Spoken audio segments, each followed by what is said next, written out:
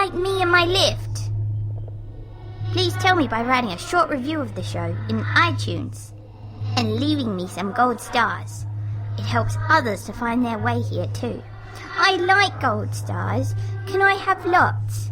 Pretty please? Leave me stars and reviews at itunes.victoriaslift.com. Society 13 Podcast Network. Redefining podcasts. Society-13.com. Do you like to listen?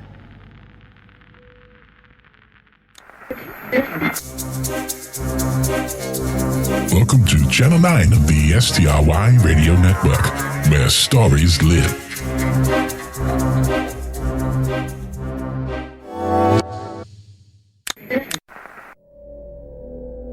Hello, this is Daniel Foytik, and welcome to Season 2, Episode number 10 of The Lift. Before we get started today, a quick thank you to our new Patreon supporters. Your support helps keep the show coming. New support since our last show came from Ashley McConkey, Ethan Woodman, and Jake and Sam Labaugh edited their pledge to get us to our goal, our second goal of $250 a month, and we are working our way towards the third important goal. That's the one that allows us to pay the writers, the artists, and the composers that do all the work to make the show possible. A lot of time and love goes into making the show, and your support lets us know that you appreciate the effort. For a full list of all supporters, stay tuned at the end of the show or visit victoriaslift.com/support. If you'd like to support the show, you can do that at patreon.com/victoriaslift. If you support the show, we have fun rewards like bookmarks, an early release of our episodes, an exclusive Patreon feed, which does not include this that you're listening to right now, and at the $5 a month and above level, you get bonus audio and more. A special hello to Shelley Perrin and Millicent Turk. Also, a big thank you to those who took the time to rate the show 5 stars and write nice reviews on iTunes. For those rare few who wrote not so nice reviews, well, Victoria has a special place in her building just for you. Today, we're taking a trip back to the basement with a great story by Scarlett R. Algie. So, without further delay, we'll let Scarlett say hello, and then we'll let Victoria take us for a ride.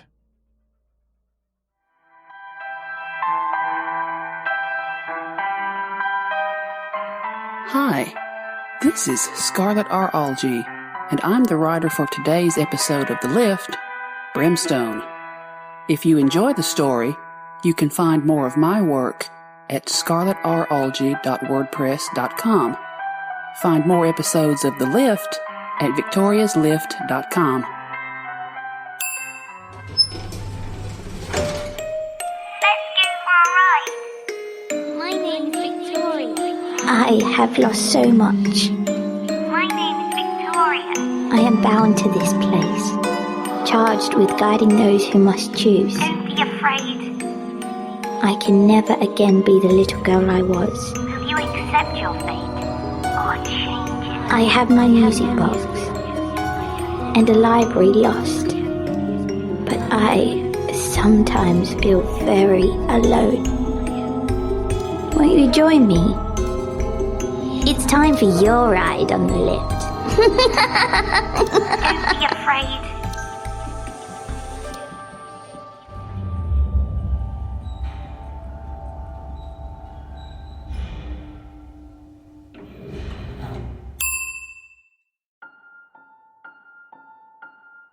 Susan Coffey's shopping cart has a squeaky wheel.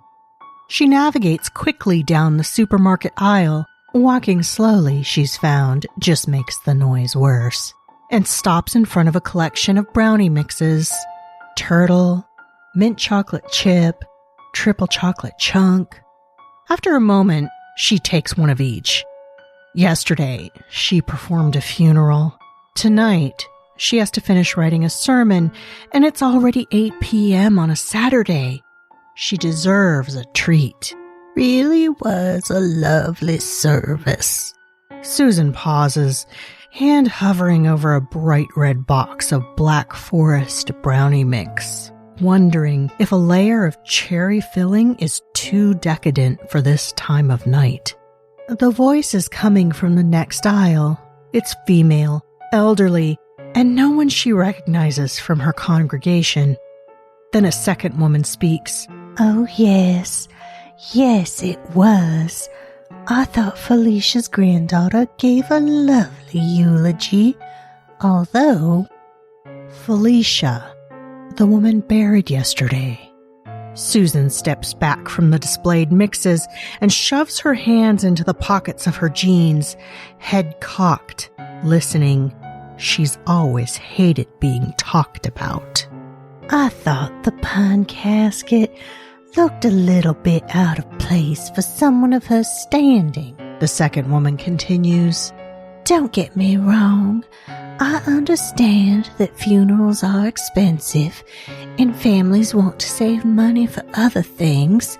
It just looks a little peculiar. Disrespectful, you mean, for a woman, the first agrees. At least they don't seem to be getting closer.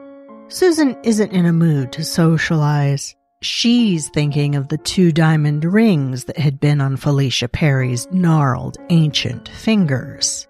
It's become a popular thing, though, especially since that coffee girl came back here as a pastor. I hear she's a big believer in... Susan doesn't want to hear what she's a big believer in. She has things to do. The funeral was yesterday, and it's rained once tonight already. The ground should still be soft. She turns her shopping cart around and squeaks away. Susan drops the last scoop of dirt back into place and stands up. Rain patters into her upturned face, but in this corner, where the cemetery adjoins the church, there's no light, no traffic, no street lights, certainly no moon and stars, just the odd flicker of lightning in the east and the accompanying mutters of thunder. That's okay. She's gotten good at working in the dark. She leans on her shovel for a moment, then bends to pick up the crowbar she'd used earlier. Felicia Perry's 2 diamond rings rub against each other in her pocket, and she knows no one will ever think to miss them, least of all the old woman's family. They'll put a bouquet on the grave tomorrow and not even notice that the soil's been disturbed. Susan grins, resting the crowbar on her shoulder. The rings will be disposed of appropriately. They should help put a nice down payment on that red Jaguar she's been admiring for the last 3 months. For now, though, it's time to put away the tools, take off her heavy gloves, clean the mud from her boots, and wash her jeans. She's sure there's something in her file of old sermons that can be suitably recycled for tomorrow morning, and she still has to make herself those brownies. She can't forget the brownies. Susan hoists her shovel, turns around, and stops dead. Inside the church, every light is on.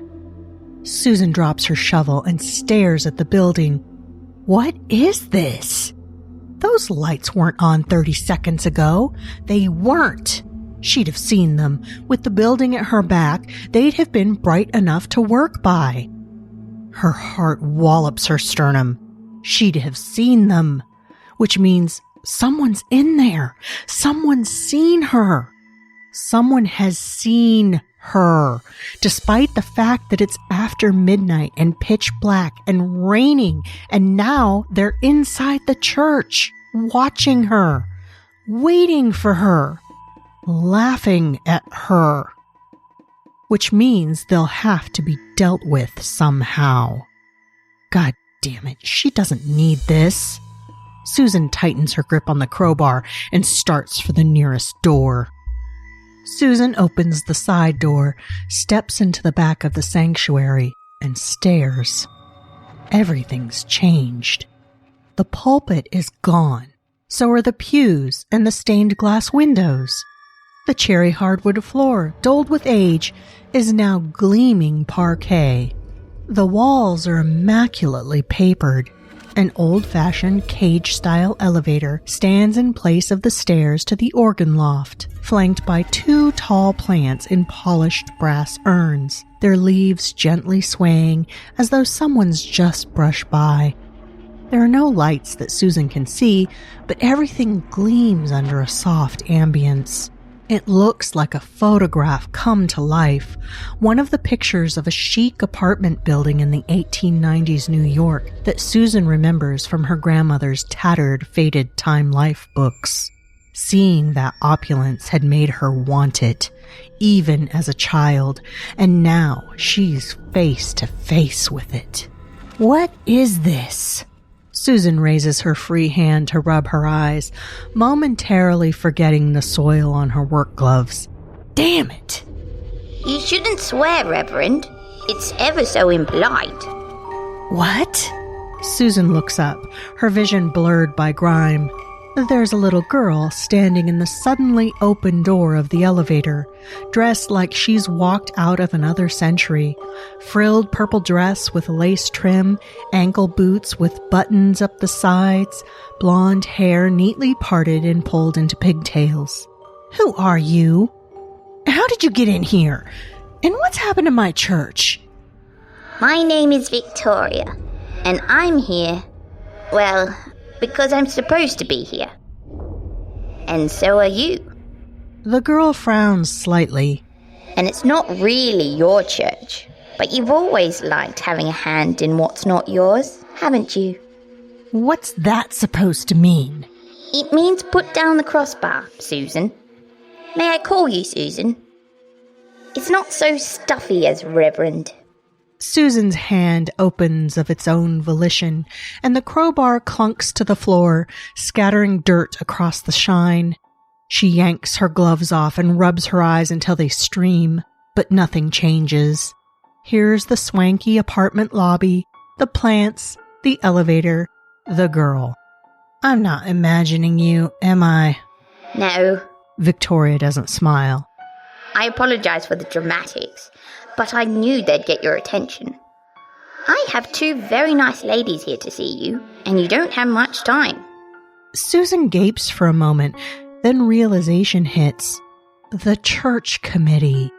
This girl is someone's great-niece or granddaughter, and they've seen her outside. They know. Look, she begins weakly. Look, if this is about what I was doing outside, just give me a chance to explain. You'll have it, but I'm not the one who wants the explanation. Victoria crosses the room and takes Susan's hand in a surprisingly firm grip and leads her into the elevator. The ornate doors hum shut, and Victoria studies a panel of shiny buttons, 9 numbers for floors, and a single arrow pointing downward. Oh, Susan, you've run the gamut, haven't you? Theft, greed, narcissism, dishonesty, treachery. I could take you to every floor, but it's rude to keep people waiting. Down it is, I'm afraid. It's a good thing that the elevator ride is short. Victoria's silent, and Susan is baffled, then angry. This is a joke, isn't it? Never mind how the inside of the church looks. This is all some kind of prank to get the better of her. Well, she'll see about that when she looks these people in the face. No one laughs at Susan Coffee. Not anymore. Then the doors open. The scene has changed again. Now, Victoria leads Susan into a space that's all too familiar. The cellar of her grandmother's house. Again, the room is lit from a source Susan can't pinpoint, but the light is cool and falls off sharply into darkness in the corners. Still, she knows the scuffed maple floor and the bundles of onions and garlic hanging from the beams overhead, the shelves full of dusty jars of vegetables packed in liquid, the constant faint musty smell. She knows the women. Dear God, the women. They're sitting on a backless bench against the wall, dressed in clothes she knows too well. One wrings her hands, and the other rubs her throat. Their wrinkled faces are set in grimaces of sorrow, but neither speaks or blinks or otherwise moves. Their stares are fixed and glassy. One is Felicia Perry, and the other is Susan's grandmother. She can almost, she realizes, see right through them. A scream rises in her throat and dies there, and her palms begin to sweat. Okay, what gives? Susan demands, unable to hide the shake in her voice. Who are these people really? What kind of sick game is this? It's no game, Susan. The expression on Victoria's small face is deadly serious. You've come to a sort of breaking point. Your little grave-robbing escapade tonight is just part of it. Susan works saliva into her mouth. It's an effort. I don't know what you're talking about. Don't you? You've hurt a lot of people who trusted you. Victoria gestures at the women on the bench. I couldn't accommodate them all, but I brought these two. The first and the last. I thought you'd appreciate the significance. Here, let me jog your memory. Victoria walks over to the bench and picks up something Susan hadn't noticed, an old wooden box. She sets it down on the floor tenderly, a few feet from Susan, and opens the lid. A slow, tinny lullaby begins to play, and pale green light spills out of the box. An image forms in midair, rolling downward from near the ceiling, like a screen. It's grainy at first, then clear as a photograph, and then it's moving. There's Susan herself, 10 years old, sitting on the porch steps of this very house while her mother brushes out her hair. Young Susan's black shoes are scuffed, her shirt sleeves rolled up to hide the threadbare spots. Her skirt is denim, patched in places with squares of brighter fabrics. The image flickers, and there she is, walking into the church behind her parents. A younger girl, sitting in the back of the church, points and laughs. Look, everybody, Susan's mom dressed her out of a rag bag. Watching the memory, Susan stands as rigid as her younger self had done, stricken at the explosive laughter that had broken out of everyone watching. She grits her teeth, her ears burning, and clenches her hands into fists. Being mocked in church had been bad enough, but her mother had made her wear the skirt to school the next day as well, and the girl who'd pointed, Clara, Susan remembers, her name was Clara, had invited everyone in the class to her birthday party. But Susan's not invited, because it's not a costume party and she dresses like a quilt. The entire class had erupted. Clara had sat down at her desk looking like the cat who got the canary. Susan stares at the image of her mortified self, frozen now, and blinks hard. She won't cry. She is not going to cry in front of this debacle. That was the beginning. Your family was poor. Victoria says. You knew that, and you were trying to deal with it. They loved you. They were doing their best, and you knew that, once, deep down. But being laughed at, even by the children who didn't know better, that you couldn't abide. And then, the picture blurs and shifts. When you were 14, your grandmother died. Susan should walk out. She knows this. She should run and never look back. But every effort she makes to move from this spot does nothing. Her body utterly fails to respond. She opens her mouth and nothing comes out. So she watches. This time the scene is the living room. If she were really in her grandmother's house right now, she could walk up the stairs and stand in this room. And here, just like 12 years ago, is her grandmother's open casket, propped against the seats of 4 mismatched dining chairs. An old-fashioned wake, because her parents couldn't afford funeral home expenses. The room is dim. No lights are on. Only the light from the windows illuminates her grandmother's still face and the lanky form of 14-year-old Susan herself, slouching into view. She stands over the casket, staring down. Then she takes a deep breath, reaches in, and pulls away with a strand of pearls in her hand, stuffing them hastily into her shirt. The pearls. You took the pearls and her wedding ring. And let your mother think one of the guests had done it. Shut up, Susan thinks, but her lips still won't move. The scene hiccups, shifting to the next day. Susan getting out of her father's truck at school, waiting on the sidewalk until he's driven out of the parking lot and back up the street, then striking out across the grounds. You left school and hitchhiked to the next town, so you could pawn the jewelry, and no one would recognize you. For the first time, there's a hint of anger in Victoria's tone. Tell me, Susan, how much did you get for the pearls? Susan's face flames, but her tongue loosens. She mumbles, $15. Victoria frowns. I'm sorry, could you repeat that? Just so they can hear. I said $15! Susan screams, making her grandmother's shade flinch. They were worthless! Worthless!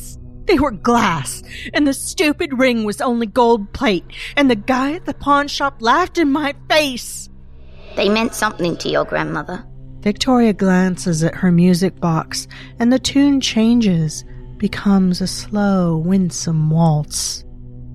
They were your grandfather's wedding present to her. Maybe the pearls weren't physically valuable, but he loved her. Doesn't that mean anything to you, Susan? No. Susan rubs her throat, unconsciously mirroring her grandmother. Screaming had hurt, and she'll need her voice in a few hours. Not anymore. If he'd loved her, then he should have done better.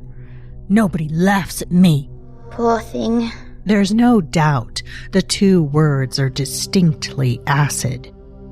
You resented that so much, and you could have done better, as you put it. But you didn't, did you? That wasn't what you chose. The ghostly film hitches and gets moving again, this time with a solemn, hymn-like tune as its soundtrack. This was. There's no sound, this time, apart from the music. Susan, at 19, just a few years back, sitting on the couch in her dorm's common room with a neglected history textbook on her lap and skinny knees poking out through gaps in her tatty handmade corduroys, the wall clock showing 3 a.m. Susan's attention fixed on the television, on the man with the slick hair and expensive suit, and the urgent way he's speaking. She hadn't caught the sermon at the time, just the pitch at the end, the plea, the appeal to the audience's innate sense of generosity, and all of a sudden, something had clicked into place. I can do that, Susan remembers thinking. He's making money by talking people out of it. I can do that. Your parents were so proud when you decided to study theology, but they had no idea what your motives were, did they? Or how far you were willing to go. The scene now is Susan's first funeral, conducted only weeks after her graduation, herself in robe and collar, a tight close-up of her face as she says the things that strike her as appropriately comforting. But what the close-up doesn't show, what Susan herself remembers, is how her attention had been most focused on the deceased, namely her earrings and her necklace, and how, that night, long after the burial had taken place and the mourners had gone home, Susan had taken up a shovel and a crowbar for the first time. You're fond of necklaces, Victoria observes. earrings, tie-pins, Anything that's easy to remove. Susan can say nothing, though her throat burns with wanting to defend herself. She's always been careful, taking nothing unique or monogrammed or otherwise recognizable. They're dead, she wants to say. Dead! Buried with things they don't need by idiots who will never miss them. The ghoulish playback picks up speed. A burial, an exhumation. Burial, exhumation. Not every time, of course. Susan's never been stupid, but often enough that soon, to her surprise, even she's lost count. Has she really done this so many times? It's something to be proud of, she supposes, an achievement to have done so much and never been caught. The picture slows again and freezes, this time on a single frame of Susan just tonight, levering Felicia Perry's coffin open. She tears her gaze away to look at the woman herself, and spectral Felicia stops wringing her hands. Instead, she starts cackling. A second passes, and Susan's grandmother joins in, neither woman blinking or moving her lips, but somehow getting louder. Stop laughing. It's a whisper as Susan's voice finally comes back. Stop laughing, she insists angrily. Stop laughing! The women fall reproachfully silent. The phantasmal movie fades into nothing. Victoria's music box begins to play a funeral march. Susan's not cold in the slightest, but she shivers. It isn't entirely too late, Reverend. Victoria steps forward and takes Susan's stiff hands. Not quite yet. You could still make amends somehow. Amends? Susan glowers at her. You think I need to make amends? Just for helping myself to something no one else would ever see again? I'm a preacher, for God's sake. Look what I do for these people. I deserve to be rewarded. I deserve better than this. I've always deserved better. She laughs herself finally, and it's bitter. What do you think you're going to do? Send me to hell? There's no such thing. Well, I suppose I can't say. I haven't tried. Victoria lets Susan's hands go and moves away, her expression slipping from hopefulness to disappointment to impassivity. Ladies, if you would be so kind. The two spectral women get to their feet jerkily, like puppets on strings. It's horrible to watch them come closer, and every bone in Susan's body is screaming at her to move, to run, but she's as fixed in place as a butterfly on a stick pin. They stand alongside her, one on either side, and lock hands around her and begin to dance. They start a high-stepping caper around Susan's frozen form.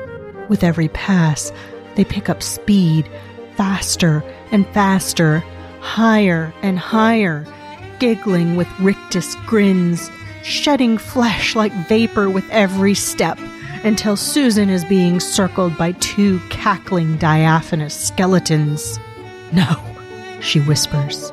Beneath her feet, the floor was growing warm and beginning to smoke. No! She's sinking. No! Oh, God. She's sinking, and the heat is growing worse, and the clasped skeletons are whipping around her in a frenzy. Her boots are smoldering. No! They close in a ring of fire and start to tear at her. No! No! Oh, God! Help me! No! The funeral dirge from Victoria's music box slows and stutters out. The screams abruptly stop, only the echoes of Susan's terrified cries still hanging in the air. One after the other, the The two shades sink down into the floor and vanish in a show of bony, grasping hands until nothing's left at all but a scorched black circle on the worn old hardwood and a sulphurous wisp of smoke seeping out between two planks. Shaking her head sadly, Victoria closes her music box and picks it up.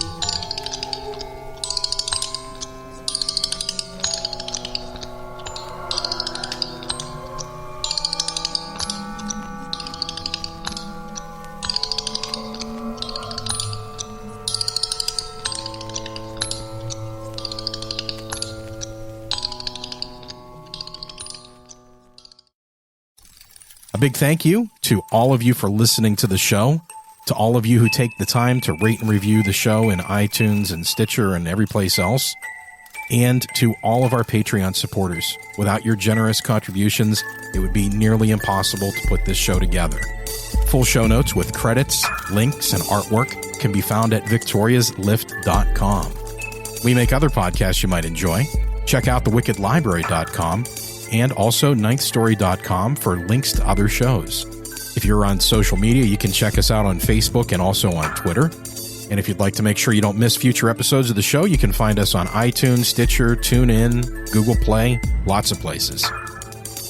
Today's episode of The Lift was brought to you by Aaron of the Alexandria Archives podcast, Aaron McCormick, Aaron Mosher, Aaron Vleck, Ada Terrell, Alyssa G., Angela Mabry, April Barber, Ashley McConkey, Ben Apperson, Brad Erickson, Brandon Jant, Brian Wainwright, Byron K. Vierling, Dennis Scott Jepson, Diane Student of the History Goes Bump podcast, Donna Seeley, Emily Sherman, Ethan Woodman, Hannah Woodford, Jennifer Clickenbeard, Jenny Sweeney, Jillian, John Grills of the Small Town Horror podcast, Josh Wood, Julie Collins, Kelly Perkins, Kyle Walker, Lisa M. DeVol, Melinda Dupy, Patricia Harris, Paul Sading of the Subject Found podcast, Pooh Lee, Sam and Jake Labaugh of the Just a Story podcast,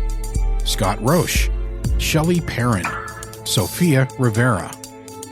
Thank you all for making the lift possible, and my apologies for mispronouncing most of your names.